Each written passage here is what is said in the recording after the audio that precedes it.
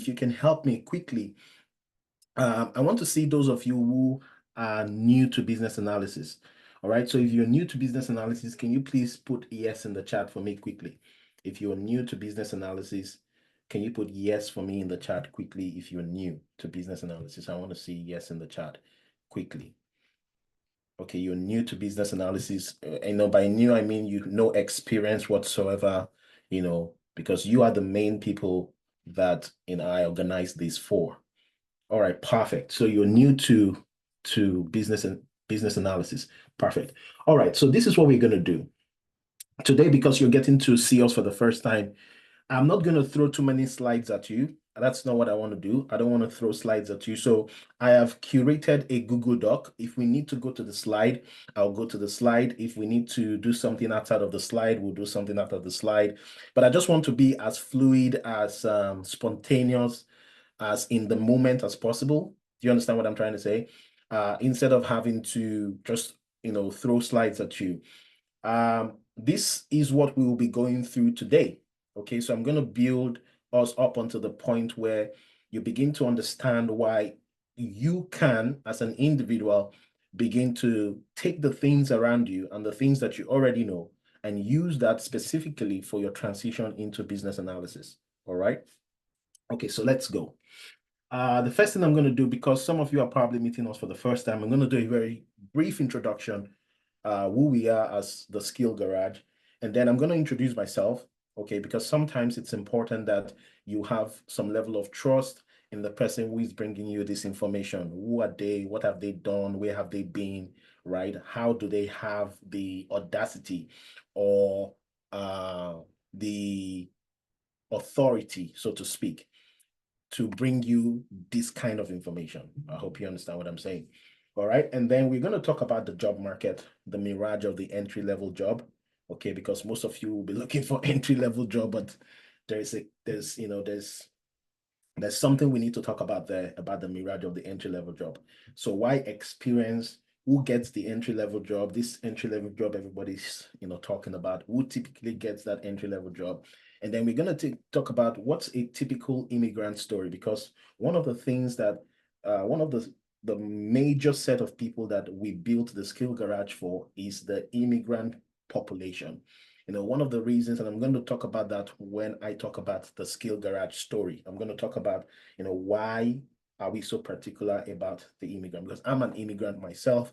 So it's important that I'm able to help you understand the basis for which we exist. Okay, so the immigrant story, I'm going to tell you about some of the success stories, some of the success stories that we've witnessed on the platform that have gone through the same story of no experience, but they needed to transition and make that, they needed to make that transition into tech. So how did they do it? Okay, we may not have the time to go through, because there are quite a lot of these stories, but we don't have the time to go through all of this. So I'm just going to pinpoint a few of them, and then we'll go from there.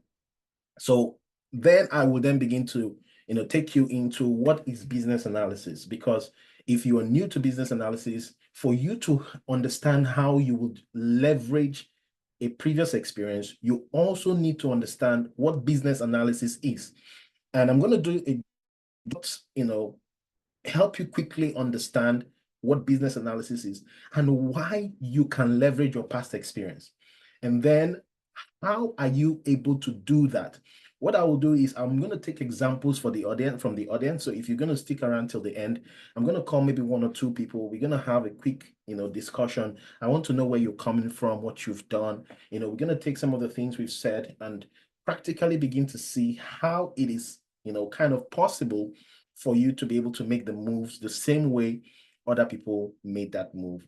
And if time permits us, I would touch on the anatomy of a resume, because at the end of the day, the resume becomes your marketing tool to be able to attract recruiters, attract potential hiring managers and the like, right? And then eventually we'll just settle with, our Q&A session where I get to hear from you. And again, if you know you're going to forget your questions, please put it in the Q&A box. So there's a Q&A. I think you'll probably see it. I'm not sure if there is one. Okay. Okay, I'm not sure there is one right now. Let's see. Is there one? Is there no one?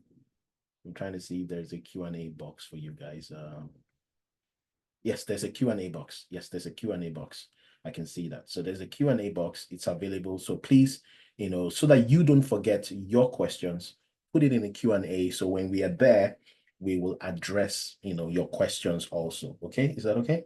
All right, perfect.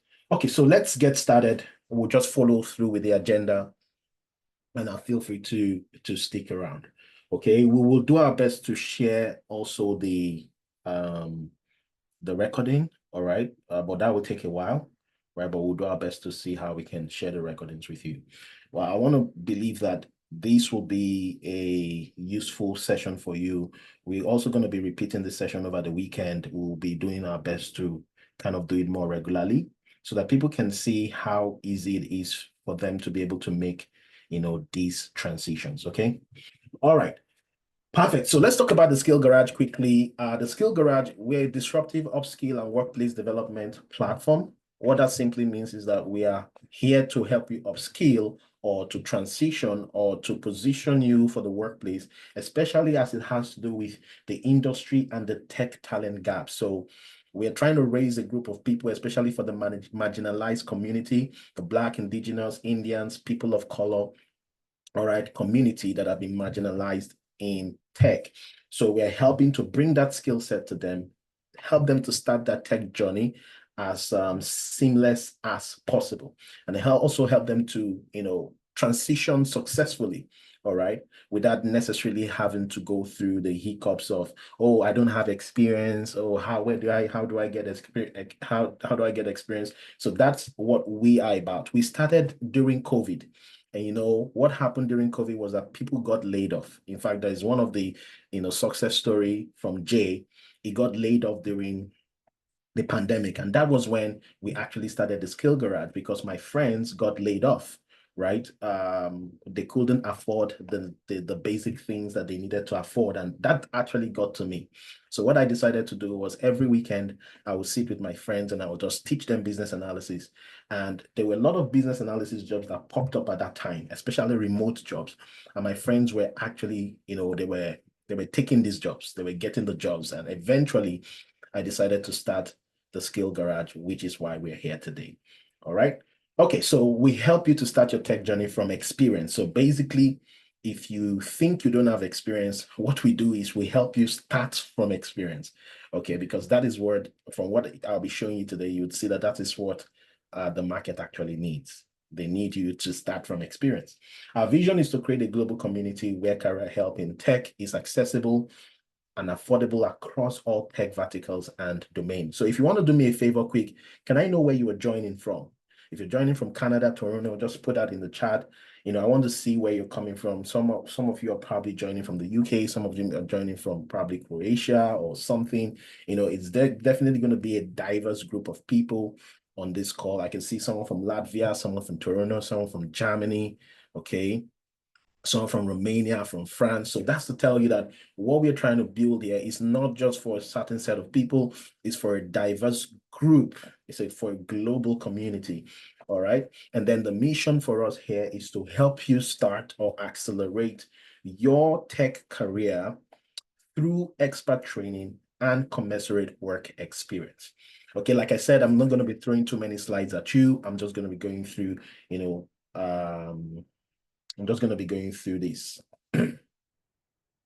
All right. Let me give a brief intro of myself. Now, for those of you who want to, join me on LinkedIn, here is my LinkedIn profile here. I'm just going to quickly pull that up for you. So feel free to join me here on LinkedIn. All right. Michael Ackman, you would see that you will not miss that. All right. You can join me here on LinkedIn. But let me say a little thing about myself here. I used to be, or should I still say I'm a university lecturer, because I'm still a lecturer, whether you like it or not. All right, so I am a lecturer. Let me expand this a little bit more. I think we can make this a bit bigger. And if there's any issue with, probably viewing the text, please let me know. We can make it a bit larger or bigger. All right, so I used to be a university lecturer. I'm an associate fellow higher education academy in the UK. I taught in the University College London um, as both a research and a teaching assistant.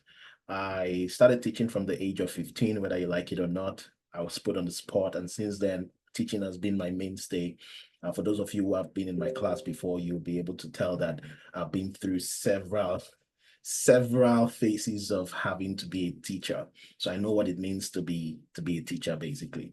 When I hit an obstacle while I was living in the UK, I lived in the UK for about 6 years. I remember when things went sour. What kept me going was because I could teach. So I started teaching A-level physics. I started teaching A-level mathematics, uh, O-level physics and mathematics. I would do that in the weekend, and I could I could get like 350 pounds home. No lie. I could take like 300 by the weekend. I could make like 350 pounds just by teaching. So teaching has always been my thing. Well, I am also a senior product manager. I spent 10 years, more than 10 years, a decade in this space, building lovely products for some of the brands that you already know, like Barclays, RBC, Telos, Rogers. Abbott is one of the biggest. One big is a big, pharmaceutical brand. And then ABB, Cadillac, Fairview, just to mention a few, Coca-Cola and the rest. Your M&Ms, I've worked with them. Tim Hortons, for those of you who are in Canada, Tim Hortons, Simplus, for those of you who do the loyalty card here in North America, Simplus. Some of those huge brands I've had to work with those huge brands. I'm a product pundit. For those of you on the platform, we keep building and building on our, tech accelerator programs. And I'm a certified BA, I'm a certified Scrum Master, I'm a certified Scrum Product Owner. I'm an ardent Agile evangelist. Recently, we just got nominated for the OPCD BMO Black Entrepreneur for the Year. One of our products is actually in the Nobelum Accelerator. So there's a lot that is happening around me and happening around the Skill Garage, and I would love you to be a part of that.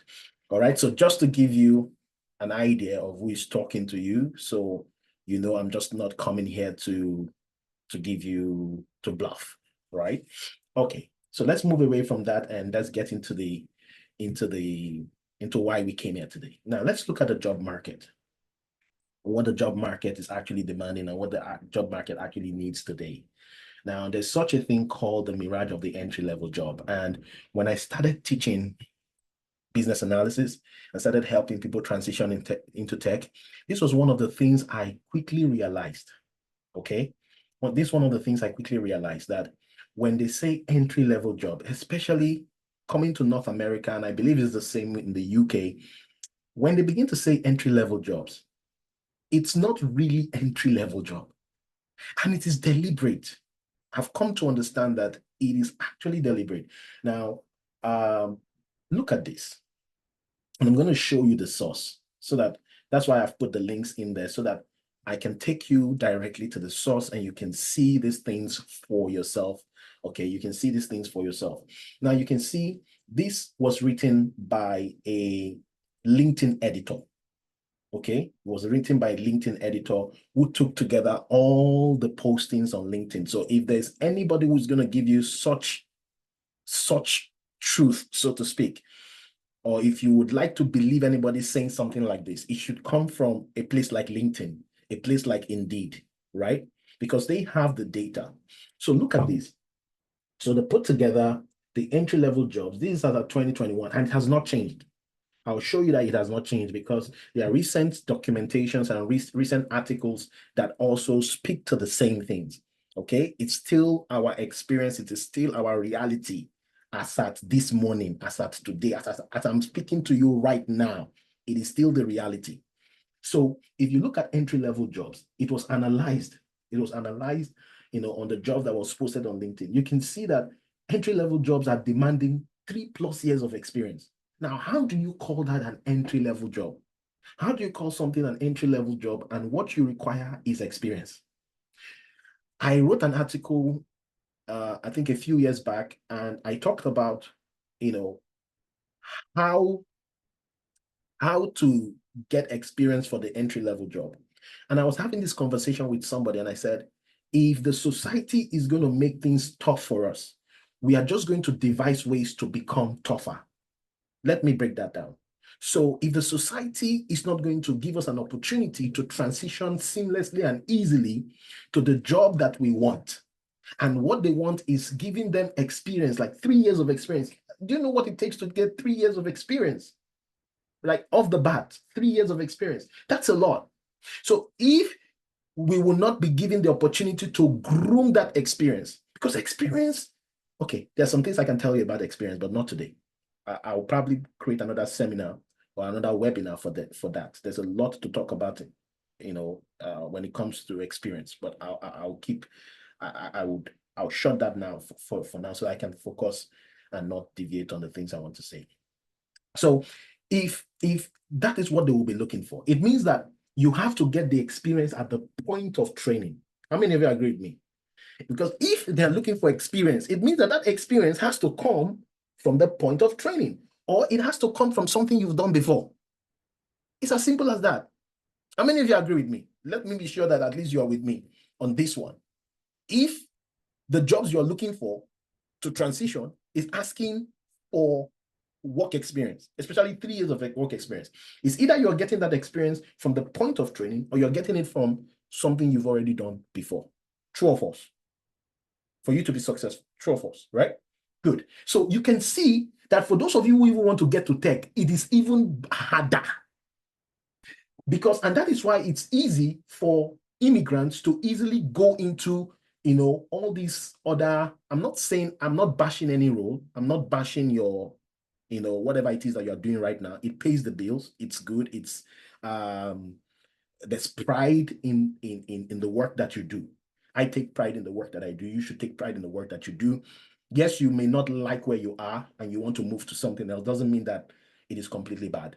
But you can see that here in retail, like Walmart, where you go to Walmart, you go to, to be a cashier and all of that, it's just 8.2% experience. And that's why they will take anybody. Healthcare.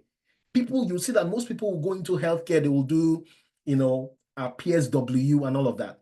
It's because of the percentage of the experience needed. Once they train you, they can easily pick you up. Or for cashier, they can just train you in 2 hours, show you what to do. As long as you've gone through, basic education, you should be able to assimilate. That is why it's easy for immigrants to easily deflect to this kind of jobs. But the problem is that when they go into those kind of jobs, they stay there for too long. Some will stay there for 3 years, for 6 years, for 8 years. Again, there's nothing wrong. If that is what you want, then that's good. But now begin to see where people want to go to is software. They want to go into tech. But tech is saying that for you to enter, my barrier of entry is your experience. And it's about 60.3% of the total jobs available. That number has gone up from what it was in 2021. If you know what the job market is really is red. Trust me. So that number has gone up. It's 60.3% as at the time when this article was compiled. That number has gone up. So it tells you that of all these things, even the factory work that you were looking for, that factory work you were doing, even has the manufacturing is 50%, but tech, it's even more. This number, I'm sure, has gone to 75% by now. So it means that there is a mirage of the entry-level job. There's a hiring new red line. Why newcomers cannot land those jobs. Why we now talk to newcomers and the advice we give newcomers is to go and become cashier.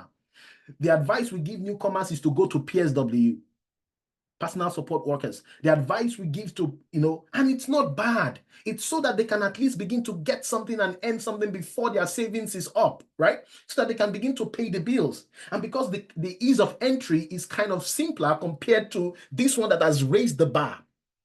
So I'm just trying to show you these things so you can begin to see that in the job market, especially when it comes to tech, there is actually a barrier. It doesn't stop them. We're in the era where we're in the era of skills over degrees and certification. Now, not to say that degrees and certifications are not good. I went through a PhD myself. But trust me, if you go on my LinkedIn, you can't even see it because it's not necessary. I don't even need it. In fact, I have 2 master's degree from UCL, an MPhil and an MSc. You don't even see it on my LinkedIn. It is that serious. I got to realize these things when I started working. My supervisor at work finished with a diploma. The only thing he has used as a leverage is his experience. In fact, it was when I started working with him and when the company gave us all a training, that is when he went for a CSM certification, a certified Scrum Master certification. And this is a supervisor, somebody supervising somebody with a tech degree, is supervising somebody with an engineering degree, PhD. He only had a diploma. So I even remember when I told my supervisor I wanted to go and do my CBAB. This time I already had a job. I told her I wanted to go and do a CBAB because I had a male supervisor, and later on I had a female supervisor who actually became my personal mentor when it comes to tech. So I spoke and I talked to Lara and I said, Lara, I want to go and do my CBAB. If you look at the look she gave me, she was like, Michael, what do you need it for? And I'm like, I know you don't need it. I know I may not necessarily need it. I have my experience, but I want to start teaching people. And for me to teach people, people will need to see whether I have a certification or not. She said, you know what she told me? She said, okay, except for that, because I don't see why you are going for a certification. Now, those words stuck with me. They stuck with me. They started giving me a new perspective, and I started looking at all my supervisors, all the people occupying bigger positions, the program managers, the vice presidents, all those people. I started looking at them. I started checking what they had. I saw that what they leveraged on was actually experience. Again, not to say that your certification is 0 or your degrees is 0. It has a place. There's a place for that. All right. But what they are doing now is show me what you have done, and I can be confident about what you can do for me. That is how the hiring process goes. The certification can put you in front of the hiring manager, can put you in front of the recruiter. And that is why we also advise you, please go for certifications if you can. We also have, we have connections with those who do certifications, and we give you the certifications for a very cheap price. So that is to show you that, I have certifications. So I'm not here to bash on certifications, but I'm just here to show you the reality of things, that most employers have faith in your skills, not your degrees or certificates, because these days certifications can be gotten easily. Take, for example, CSPO. All you just need to do is attend 2 days. 2 days. Whether you paid attention properly or you didn't pay attention properly, they will still give you the certificate. Are you getting me? So these days, certifications, in fact, people already have ready answers for certifications. I hope you know that. You just need to let people know that you want to do a certificate. Some people already have the ready answers where as soon as you go that certification, you can put in the answers. There are some certifications like that. Not all, but there are some like that. So, gradually people are beginning to tilt to the fact that, listen, skills is what we want. And to acquire skill takes more work, okay, and more time when you compare it to certification. So they're looking for, you can say 65% of hiring managers will hire you for your skills alone. Maybe the rest will combine. But that is to begin to show you, and this is from Forbes. This is from Forbes magazine. And this was just updated June 13th, 2024, to show you that we are still in that era. The LinkedIn editor who wrote that piece 5 years ago or 3-4 years ago is still correct. He's still right, because in this dispensation and time, we are still facing the same thing. And you may be asking, why experience? And you can see places like Indeed. So if Indeed and LinkedIn, these are 2 huge powerhouses when it comes to looking for a job. And this is a recent one, 2022, 2024. Why do entry-level jobs require experience? It's to begin to help you to realize that, listen, get off that high horse where you think that because it's an entry level, then you can easily get it. It's a lie. That is why when we are designing programs now, Any program that is not going to give you experience or is not going to show you how you're going to use the experience you already have, you will stay there for a long time. Now, if you are applying for entry-level jobs, you might wonder why they require experience. Many entry-level employers prefer candidates with previous experience, despite the roles rarely requiring it. Did you hear that?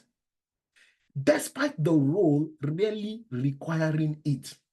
When candidates have some experience, be it from a previous role, internship, extracurricular activities, or volunteering, it indicates to the employers the types of skills a candidate may have and provides insight into the capabilities and interests of the candidate. While the role may not require any experience, and even when there is on-the-job training, which some of them do, most of them do, so why are they keeping this barrier there? You might have a better chance of gaining the attention of the employer if you list some experience on your resume. I once worked on a job where when I saw the job description of the job that I was doing, my jaw dropped. It dropped. I saw the job description of the job that I was doing, and then I saw the requirements. Even me, I was like, if I was outside looking for a job, I would probably have said no to that job. But they were advertising a very similar job to what I was doing, in fact, exact. So again, to drive this thing home that, listen, experience is really, really, really a thing. Experience will show that you can handle real-world challenges. It will help the hiring manager trust you with their business processes. It will help them trust you with their business systems. It will help companies save on training fees, although some companies will still train you. Now, that is even one part of the game, because now let me begin to tell you about another thing that is happening, especially with business analysis. Let me say, because I may not have the chance to say it and I don't have it on my slide or I don't have it on my deck. So let me say it now that I remember. Another thing that they are doing, if you notice, for those of you who probably are coming from, you've probably been in that space before. Another thing you will notice is that they are bundling these roles. What do I mean by that? Okay. So typically in the past, they would spend maybe 120,000, hire a BA. They will give him 120,000 per year. And I'm talking in dollars, especially for those of you in the UK, try to think about it as 60,000 pounds or 70,000 pounds in a year. Okay, they will hire a BA, and then they will hire a separate Scrum Master. Okay, they will pay that Scrum Master a similar amount, right?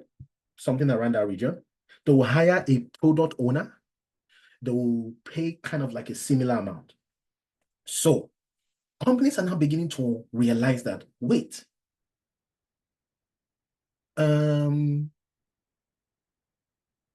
this BA can do the job of a PO. The BA can actually do the job of a product owner. And can actually, there's nothing that stops him. And I can explain this to you. Maybe not today, but maybe in a much, larger class, in a much, not larger class, because this cash is large, in a different scenario, I'll probably explain that to you. And they can actually do the job of simultaneously. And I've done that several times. I've worked in consulting all my life, right? I've worked in consulting, especially when it comes to tech. So I can tell you this for sure. When I work with these guys, I am the Scrum Master, I'm the PO.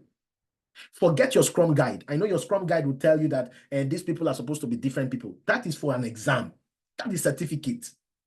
In reality, now they are bundling these jobs. So instead of spending 350,000 as the budget to get 3 people, they can now top up that money a little bit. If they were thinking of giving you 100,000, they could now top it up and make it 120,000, 130,000, and then get you to do those jobs. So for those of you who have probably come in contact with our bootcamp, you see that that's one of the reasons why we're teaching Scrum, we're teaching Agile, we're teaching testing, we are teaching product ownership as part of the business analysis class. I'm just trying to give you context there.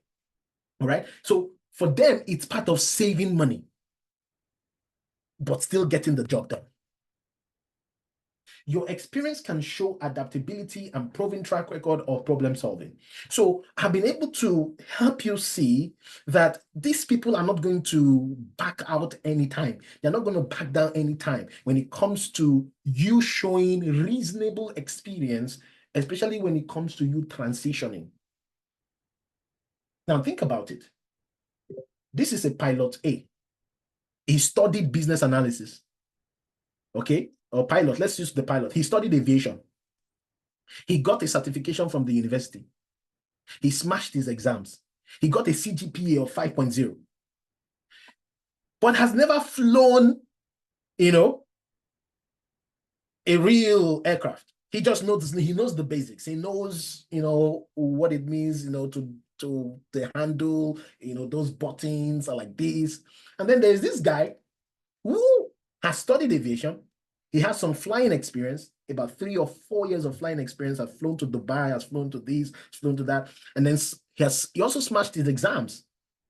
But, not as the other guy, maybe 3.5. Now, if you were to get on a plane today and pilot A says, hey, welcome, I'm your pilot, and I want to take you to your destination. I have a CGPA of 5.0 learning in the aviation school, but this is my first time I'm going to be flying a replane. But don't worry, my knowledge will help us to navigate, the storm and everything, and I'll be able to take you to your destination. Now, buckle your seatbelt and let's go. How many of you will still feel like you are safe? How many of you will still feel you're safe? How many of you? Eh? How many of you will feel you're safe? Okay, how many of you after that announcement? How many of you?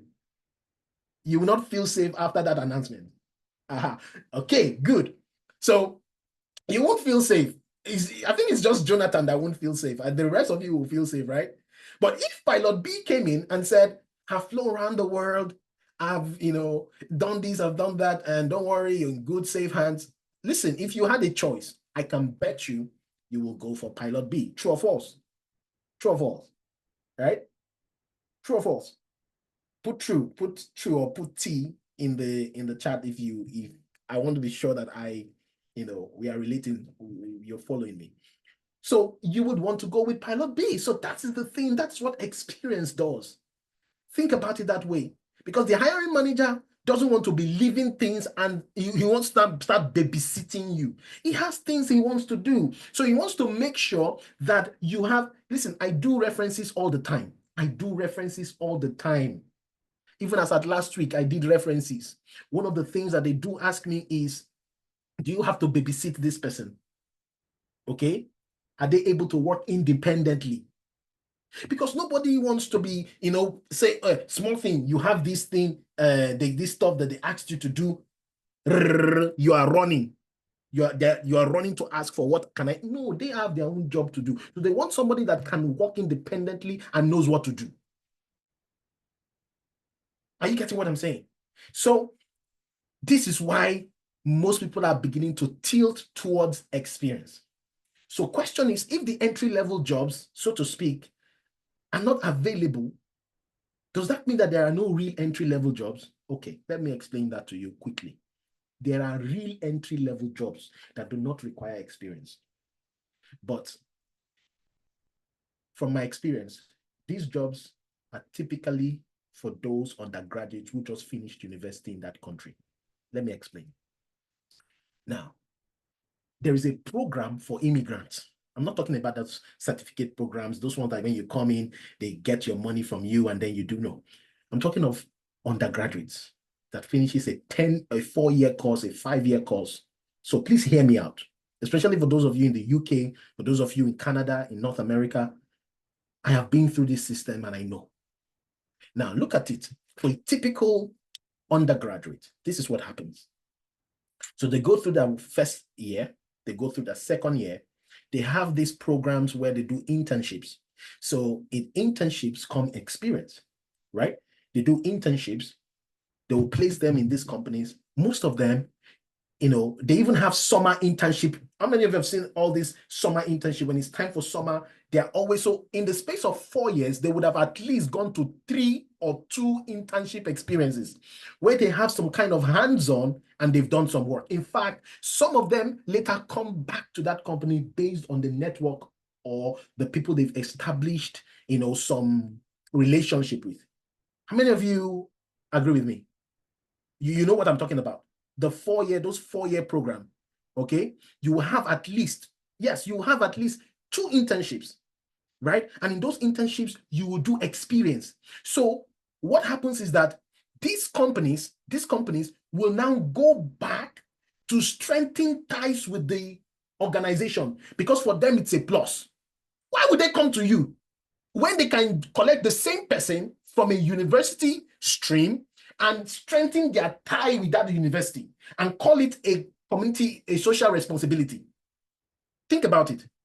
So that is why, how many of you have seen school recruitment from companies? How many of you have seen companies go to school and then they recruit graduates? How many of you? So that it doesn't look as if I'm lying. How many of you have seen that happen? It happens all the time, even till tomorrow. It happens all the time. So what they do is they will go back and strengthen the tie with that organization, with that company, and also it's part of their CSR. You see? Now, students will typically go through those internships in this school program so they can demonstrate some level of experience that they can prove. And they have the backing of authorities like their professors and school affiliates and school officials. Why? Because some of these professors are actually being sponsored by these companies. So why would they want to waste their money when they already have that pipeline? So think about it. They're actually those jobs, but the people who will get there first are these guys. To be able to beat them, and there's a quota for them. You must understand that. There's a quota for this set of people. All right? You must understand that. So for you to be able to beat that, you need the experience we are talking about. Now, I'm trying to build all of this for you. So, what do you have as an immigrant? Because as an immigrant, yes, you have gone through school, you have your degree and all of that. Okay, but what do you have as an immigrant? How are they able to verify the things that you are saying you have as an immigrant? You see, it will take a lot for them to actually get to that point where they trust you. So, here is it. Let's talk about a typical immigrant story. And we're going to take samples from the class. Okay, now, don't be ashamed to, I just want us to see the reality of these things, because if we do not see this, I want to be as practical as possible with you today. Because if we don't see these things the way we ought to see them, we may not see the need for the things that I will be telling you later on. So we're going to take some samples from the class just to help us see the reality of what we are saying. And we are not making these things up. All right. So I'm going to do a then versus now test. Okay, so we're going to answer some of these questions, and I need some volunteers. So I'm going to, lower the hands that I have now so that I can see those who want to volunteer for us. Okay, I would really love that. If I can have 1 or 2 people so that we don't take too much of our time. I want to make sure that in 2 hours we are done so that I can take questions, right? So I need like 2 people who's going to give us their experience. Okay, I've seen 1 hand. I've seen 2 hands. Is there another person? I've seen 3 hands. Okay, I've seen 4. I'm even getting more than I bargained for. Okay, so these are the questions you're going to answer for me. Okay, the first one will be, thank you. I think I have enough people right now. So thank you. I'll just mention the people I have. I think I had one, Olatunji. They put their hands down. Okay, Lillian. Okay, I have Antonia. Okay, I have 5 people. So just hold on there. Jonathan, Festus, Agnes, Lillian, and Antonia. I'm going to take these 5 people. So these 5 people, just put your hands up until I unmute you. So you're going to be answering these questions for me. What was your job title and rank from back home? Or what was your living condition like? And if it was not good, just tell us. We just want to be as realistic as possible. You don't have to play by my narrative. Okay? Don't play by my narrative. Don't make me look good. Right? I want us to be, and I mean, again, this is spontaneous, right? I don't want it to look as though, just tell me what it is like, the truth. because I have my own side of the story. Now, sometimes when you look at data like that, not everybody would fall into that. They're outliers, so it's fine.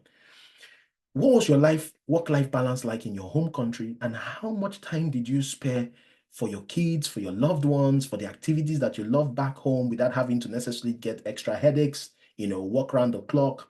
Then now, what's your job title and rank?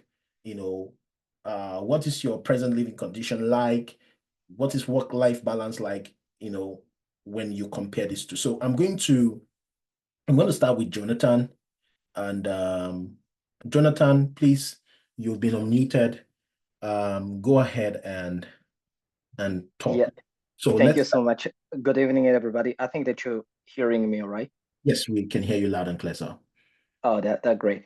So answering the questions like what was my job title and the rank from home. I mean, I was a teacher, Mhm, and I've been just like any regular teacher. mhm, And my living condition was not quite good because I was not well paid. Sometimes back home, I'm from Congo originally, mhm, and we have this problem with teacher. You can be teaching, of course, but some months you won't be paid. You mhm. need to wait like maybe 2 or 3 more months I to be agree with paid. that, especially for Yeah, teaching. Yes, I agree with that. yeah, that was like too hard. And work life balance, I think it was like not in a good balance because it was too bad. I was not well paid. It means that I was not able to provide for some needs. Mhm, It was a yeah kind of hard, and but I was having much time because I was going to work. I think in the afternoon, mhm, just for 3 to 6 hours, and yeah, in the morning, I was having time with my family, with my beloved ones. And when I was back home too, I was not really tired. Yeah, sometimes I was like tired, but other days I was quite good. And yeah, there was not more problem. So I had like more time to spend with my family and to do other activities. That's why I was teaching at the same time. I could also do other jobs like just in order to get some money. But currently, I'm based in Poland and I work like an IT engineer. um, I'm a Okay, so you're already DS. in the IT field. Yeah, IT field. Yeah, but then I was a teacher of English and French. Mhm, But here I'm an IT engineer.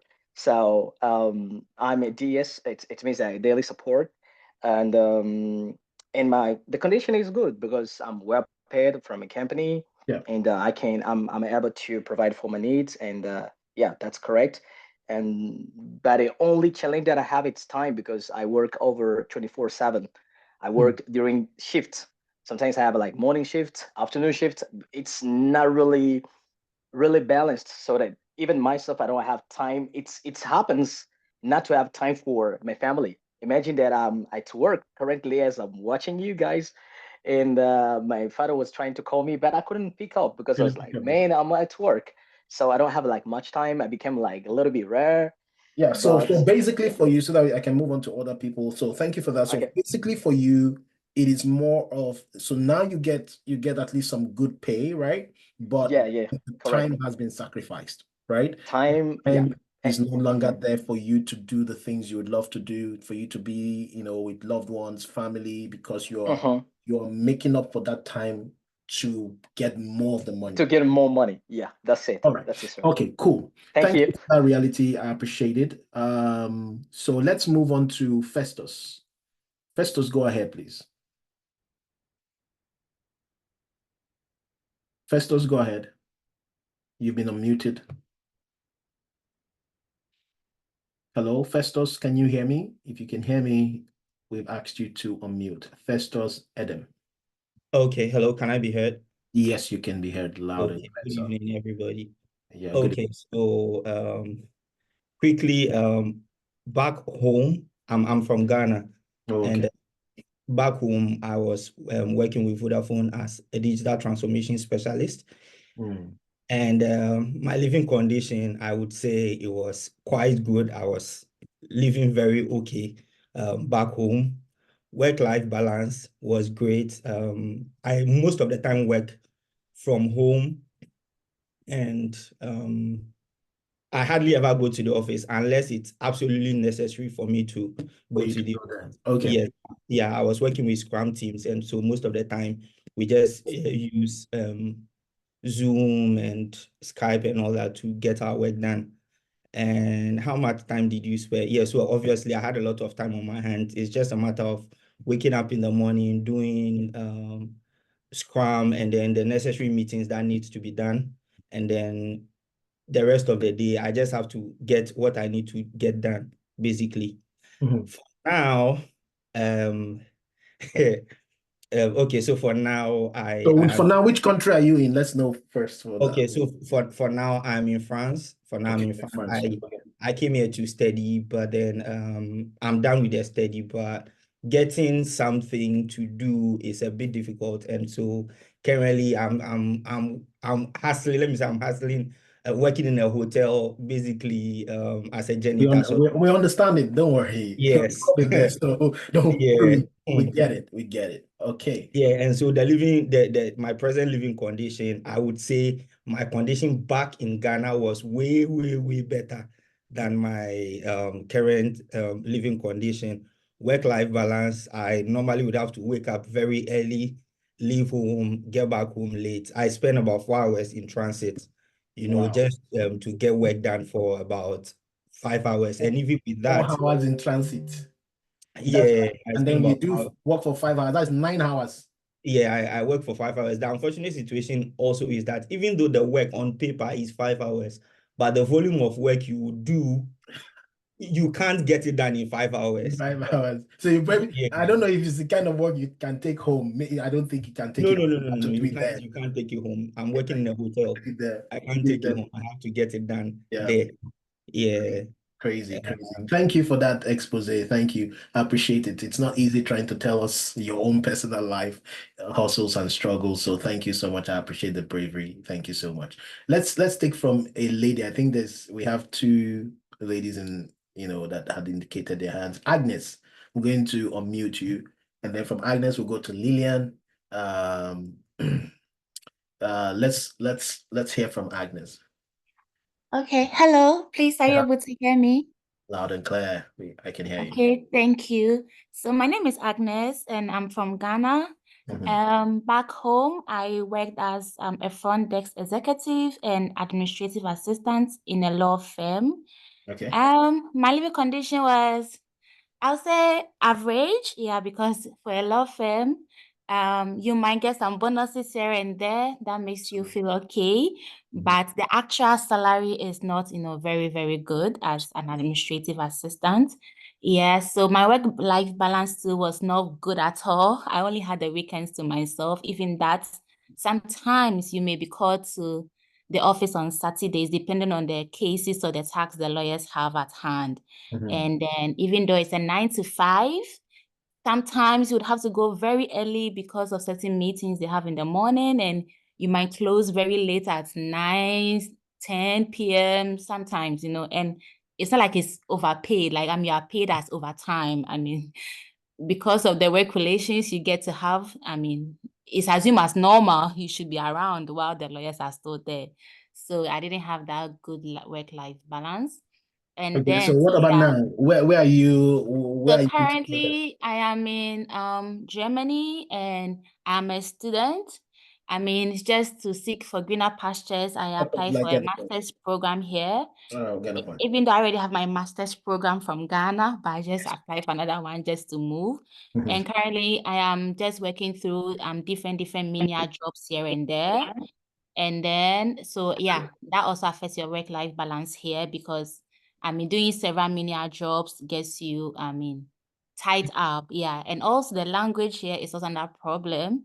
So, because my main mission here was not really to go through different, cycles of schooling, like I'm thinking of doing another master's, doing a It's a PhD proxy. and That's things. proxy. It's a proxy to, Yes. you know, it's a proxy to the main thing. Yeah. It's a proxy. Yeah, so I want to really transition, but my problem is one, from where I am, the language, and the second thing is I don't want to go through different cycles of school just because I want to make a living in another country, you know. So I really want to see how best I can transition into the professional space and then make a life for myself.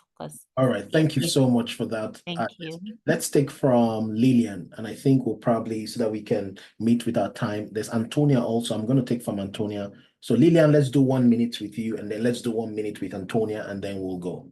And then we'll move on to the next thing. I can see people putting in the chat that there's even language barrier. Can you imagine? Language barrier is also part of.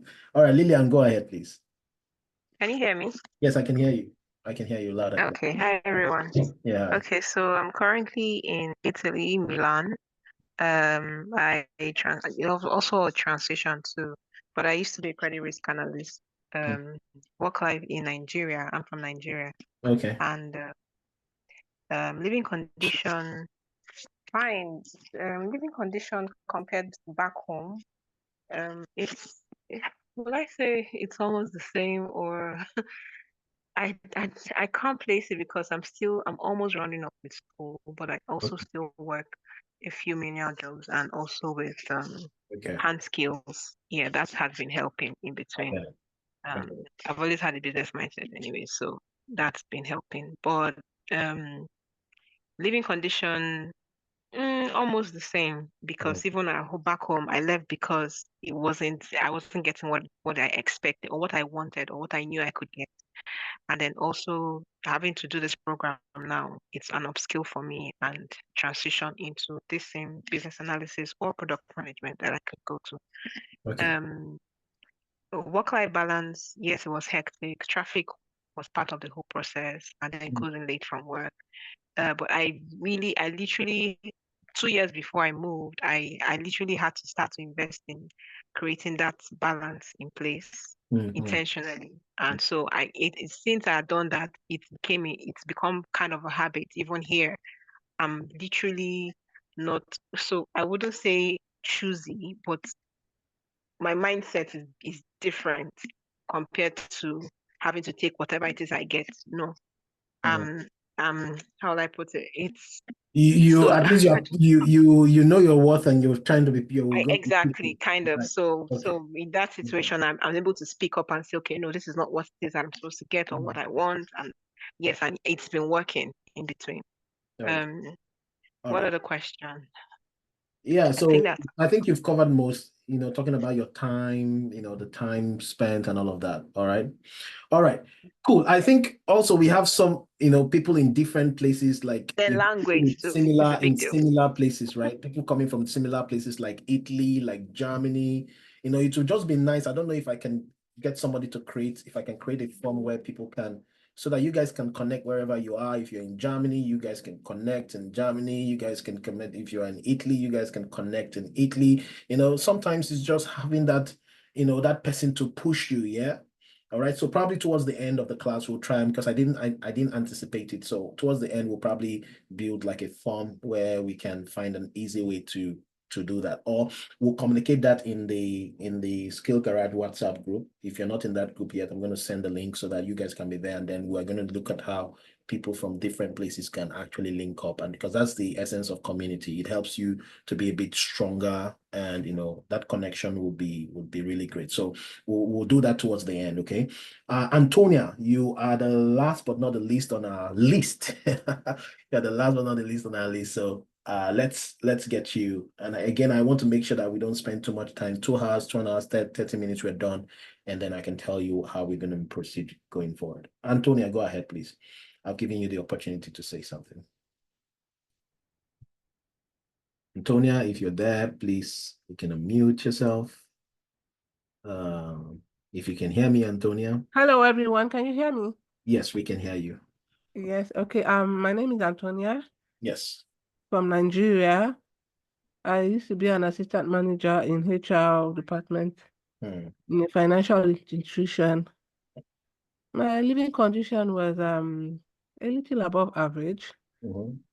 Work-life balance very bad, because I won't even Not say because of the transport. Was that because of the transportation? most times I spend all my time on, if I'm not at work, I'm in traffic. So it That's was the thing, really, yeah. It's the traffic. really That's terrible. it's terrible.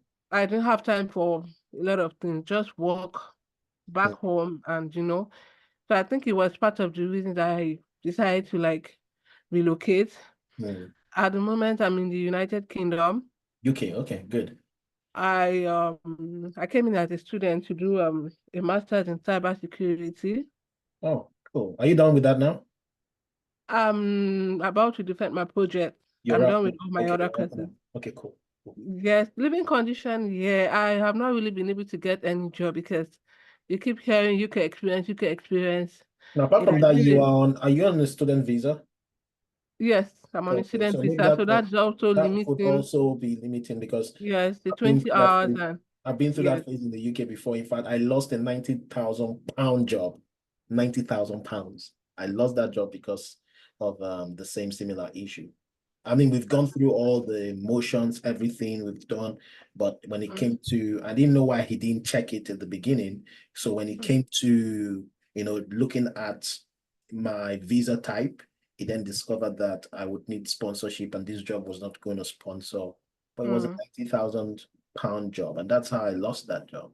So yes, so these are some of the things that would probably, affect. But once you get past that phase, I think you should be able to get something, to be honest. I'm looking forward to Oh, to hopefully. that. All Yeah. right. All right. So, one of the things you get to realize is that whoever you are, wherever you're coming from, we are always pressing towards, number one, we need more money. And while making that more money, we also want to be able to create work-life balance. We also want to be able to spare that time. Maybe for some people, it's work from home. It's a hybrid kind of situation where I'm working from home, 3 times in a week, and I'm only in the office twice a week. The reality is this. The reality is this.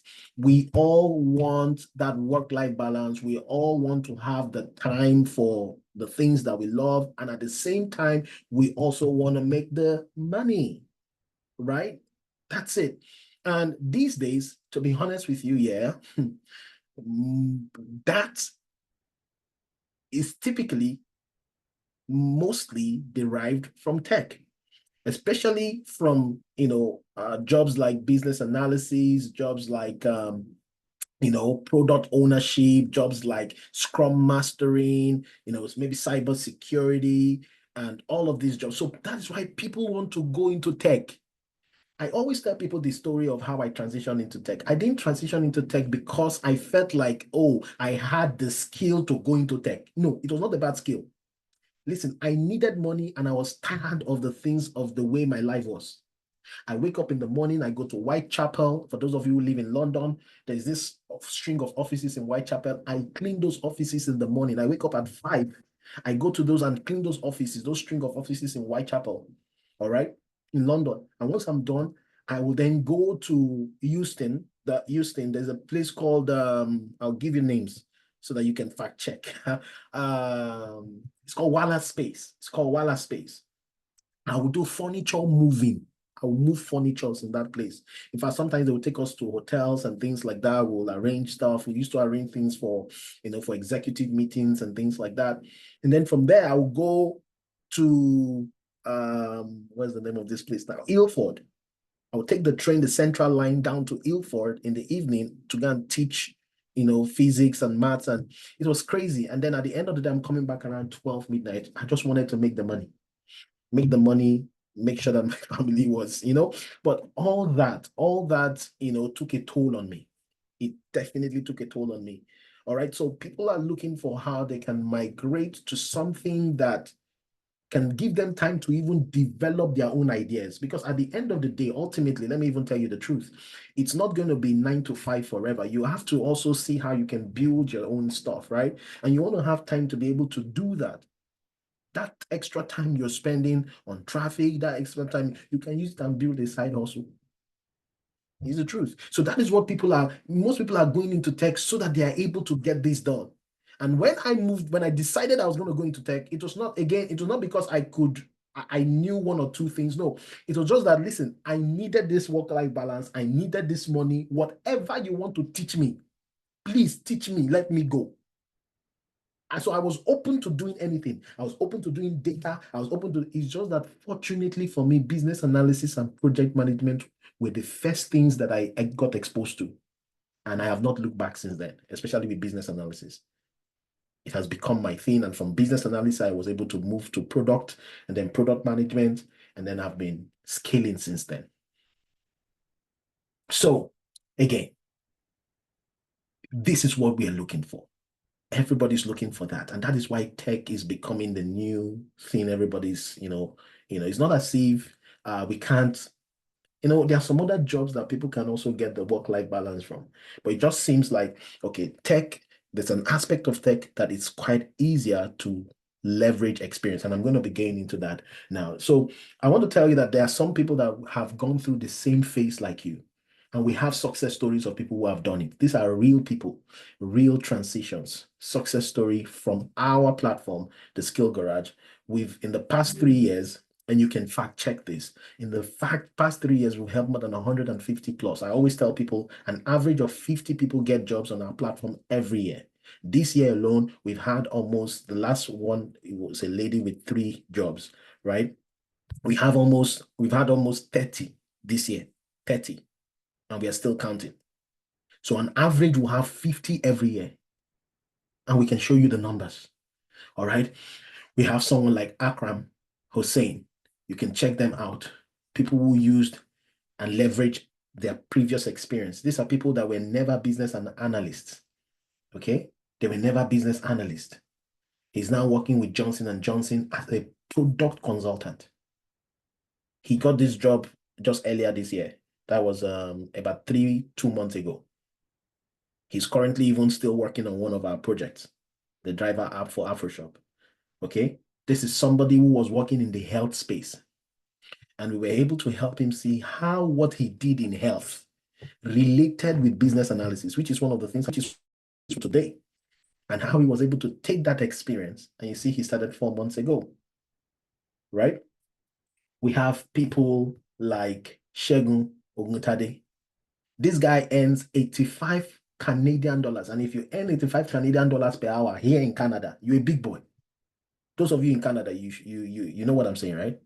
If you earn $85 per hour here in Canada, you're a big boy. Shegun Oguntade, from being I don't know what they call those people. I think they call them warehouse something. They pack things in the warehouse or something at Sobeys. He's now a digital consultant, and he's been working there for almost 2 years now. I can't even imagine that Shegun has been working here for almost 2 years. From where he was working in Sobeys, earning less, just minimum wage. And he had about 15 years of his career in the bank. He was able to take that experience. And these are people, we can see their stories. The same thing with Christian, all right? This one, I know him personally from home. I know him personally. We went to the same school. So it's not as if, we went, I know him personally. He got to discover that we teach business analysis, and he was like, what? He was unemployed. Last year, November, they laid him off. And since then, he's been looking for a job. Finally got on the program this year, and then got 3 offers. He stays in Maryland, in the US. And then there's Abigail. And then there's Jay Chaudhry. And I can keep going on. And just to show you that these guys have a face. They have a face. This is Jay. This is Jay's story. So not to tell you, we're not trying to sell a fake. This is Jay telling his story. Everyone, my name is Jay Chaudhry. I'm from India. So I moved to Canada probably, I think it was 2017 as a student. I'm not going to go through all this because, again, I don't want to, but I just want to show you that these are people with the real, they've gone through the same path that you're going through. Edet, Jay, Peter, Nelly. In fact, this one is a very interesting story. Because she was a boss in FIRS back home in Nigeria. A boss, like a big boss. When I'm talking about, she's a big boss. But when she came here, She was doing PSW. In fact, I remember the way she said it to me. Say, Michael, she spoke it in pidgin English. She said, you cannot believe, say, at the back sheet. She said it, she almost cried. And that is the situation some people have found themselves in. And we can go on and on. So many success stories. So, just trying to show you that, listen, people have done it before you. You can do it. This barrier exists today. And there is a way to get past that barrier. So, let's start looking into that. But before I go into that, I would like to start with business analysis. I want to, help you understand what business analysis is. I'm going to break that down. And once I break that down, we're going to discuss, and then I'll talk about how you can leverage your past experience. And then probably in the next 1 hour, we can finalize the things we're going to say, and then we can have a conversation, and then we can talk. And then I can tell you some of the things that we can offer to you. Like, we have a bootcamp coming on. We have a self-paced that I'll be introducing to you. For those of you who want to take the self-paced, we have a couple of things, opportunities for you to do, have a one-on-one session. I'm going to be introducing all of those to you. So, we will get there now. We'll get there when very soon. So